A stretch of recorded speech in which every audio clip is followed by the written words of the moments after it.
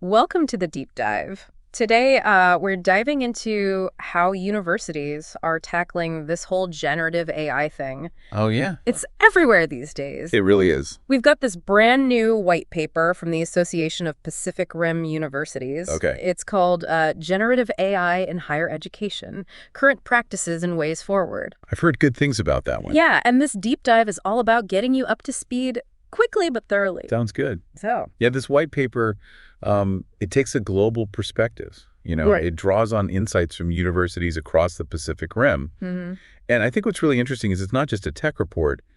It really delves into the cultural shifts, the ethical considerations, even some philosophical questions AI is bringing to campuses. Yeah, it seems like every time you turn around, there's a new headline about AI on campus. Right. So let's dive right in. Remember all that hand-wringing when ChatGPT first hit the scene? Yeah. Universities were practically bracing for a tidal wave of plagiarism. I remember. Was all that fear justified? Well, I mean, the initial panic was understandable, right? Concerns about academic integrity, the value of a degree, all very real fears. But this white paper suggests we're moving past that the sky is falling mentality. Okay. Universities are starting to realize they can't just ban AI. Right. They need to adapt. You can't put the genie back in the bottle. Exactly. It's a shift from policing to possibilities, as the report puts it. So less about playing whack-a-mole with ChatGPT and more about figuring out how to integrate these tools responsibly. Yeah. Makes sense. But where do you even begin with something this massive? Well, the APRU actually offers a really useful framework for navigating this shift. Oh, good, because I need a framework. They call it the CRAFT framework. Okay. I love a good framework. Break it down for me. What does CRAFT stand for? So CRAFT stands for culture, rules, access, familiarity, and trust. Okay. And I think it's really interesting how they start with culture. Okay. Because even before we talk about the practicalities of using AI, we have to acknowledge the really fundamental questions it raises about the role of universities in an AI-driven world. So it's not just about adding some shiny new AI tools to the curriculum. Right. It's about rethinking the very core of what a university education should be in this new landscape. Exactly. And the white paper points out that even attitudes toward AI vary significantly across the Pacific Rim. Oh, really? You see a lot of optimism about AI's potential in places like China and Singapore, Okay. whereas countries like the US, Canada, and Australia tend to be more cautious. I'm curious about what are some of the underlying reasons behind those varied reactions? Yeah, that's a great question. I think it comes down to a complex mix of factors. Okay. Different historical relationships with technology, different regulatory environments, even different philosophies of education. Okay, so for example, Well, in China, for example, there's a strong emphasis on technological progress and national competitiveness, Right. which might contribute to their more optimistic outlook. Yeah. In contrast, the U.S. has a stronger tradition of individual liberty and concern for privacy, which might fuel some of the caution we see there. Okay. It's not as simple as just East versus West, though. Right. There are nuances within each region as well. Right. So there isn't a one-size-fits-all approach to AI integration. Exactly. Each region, each university even, Yeah. needs to consider its own unique context. Okay, so culture is clearly a huge factor. What about rules? What kind of guidelines are we talking about here? So the white paper stresses the need for clear, forward-looking rules to govern things like academic integrity, data privacy, and the responsible use of AI. Right. It's about finding that balance, encouraging innovation while safeguarding those core academic values. That sounds like a real tightrope walk, It is. especially when you consider the traditional model of assessments, exams, papers, all that. Yeah. How do you ensure academic integrity when students have access to AI that can generate high-quality work? You've hit on a major challenge. And the white paper actually highlights a really innovative approach being used by Australia's Tertiary Education Quality and Standards Agency, or TQSA, Okay. which is essentially their higher education watchdog. Got it. They have something called the two-lane approach to assessment. 2 lanes. Yeah. Intriguing. Can you give me the rundown? So imagine assessments where students prove their core knowledge and skills without any AI assistance. Okay. That's lane 1. Okay. It's all about ensuring they've got those foundational skills that are still crucial even in an AI-powered world. Right. Then in a separate lane, they get to unleash their creativity with AI. Oh, okay.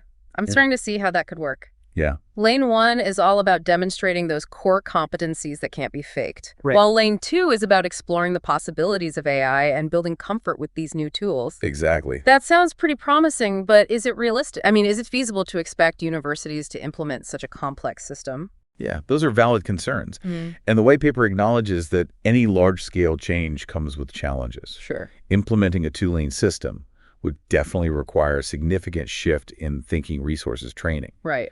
But what's exciting is that TQSA is actually piloting this approach, Oh, wow. and other institutions are watching closely. So it's like a potential model. It is a potential model for how we can adapt assessment in a way that's both rigorous and relevant in an AI-driven world. That's great. Are there potential pitfalls, though? Oh, of course. The potential pitfalls are things like ensuring equity of access to resources in both lanes, maintaining academic integrity, and managing the increased workload for faculty. Right. That makes sense. But the fact that we're having these conversations and exploring solutions, that's a positive step. Absolutely. Okay, so we've talked about culture and rules. What about the A in craft-fed access? What are the key takeaways there? So access is all about ensuring equitable access to AI tools and resources. This is something we have to get right. Because if we're not careful, AI could actually widen existing digital divides. Right. Not everyone has the same level of access to technology-reliable internet or the funds for expensive AI subscriptions. That's a crucial point. AI has incredible potential, but it only works if everyone has the opportunity to benefit from it. Exactly. And the white paper highlights some innovative ways universities are tackling this challenge. Okay, like what? Some are partnering with tech companies to build their own AI ecosystems, Okay. providing affordable access to powerful tools for both students and faculty. There's an example of University in Mexico Tecnológico de Monterrey that has created its own AI platform, TCTT, Wow. using Microsoft Azure. That's fantastic. It's an interesting model that can be replicated elsewhere. Providing equitable access is really the foundation for everything else. It really is. So we've covered culture, rules, and access. What about familiarity?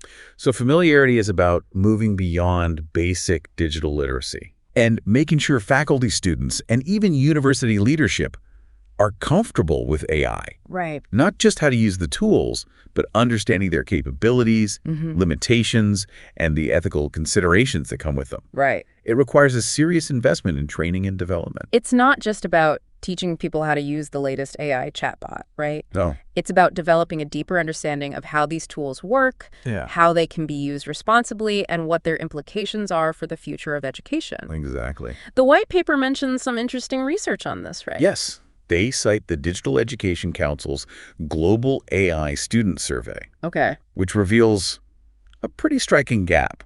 What's that? Students are actually far more enthusiastic about embracing AI than their professors. Really? Yeah. It's almost like students are already living in an AI-powered world. It seems that way. While some educators are still catching up, Yeah. that gap could create some real tension.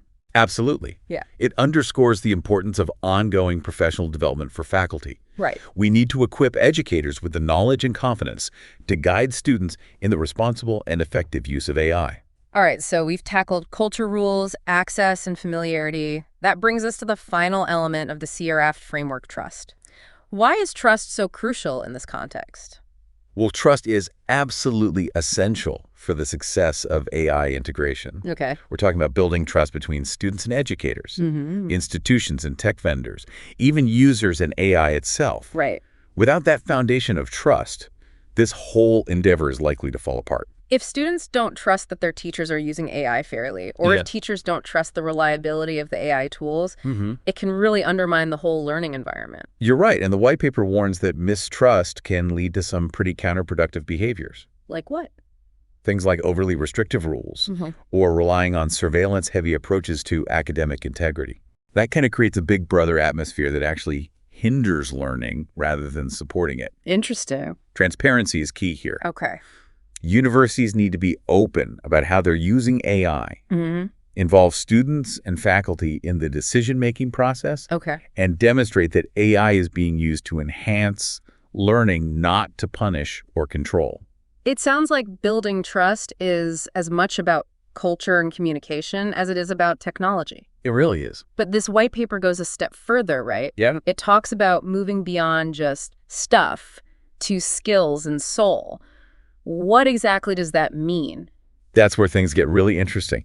The white paper argues that in an age where AI can provide information on demand, the traditional focus on just acquiring knowledge or stuff is no longer enough. Right, so you're saying it's not just about what students know, it's about what they can do with that knowledge. Exactly. It's about building those critical thinking, problem-solving, and creative skills that AI can't replicate. Makes sense, but this white paper goes even further, right? Yeah. It talks about cultivating soul. Okay, now that's a word you don't often hear in conversations about AI or higher education. Right. So what does soul actually mean in this context? Is this white paper suggesting universities should be teaching philosophy and ethics now? It's not about adding another course to the curriculum. It's about a more fundamental shift in how we approach education.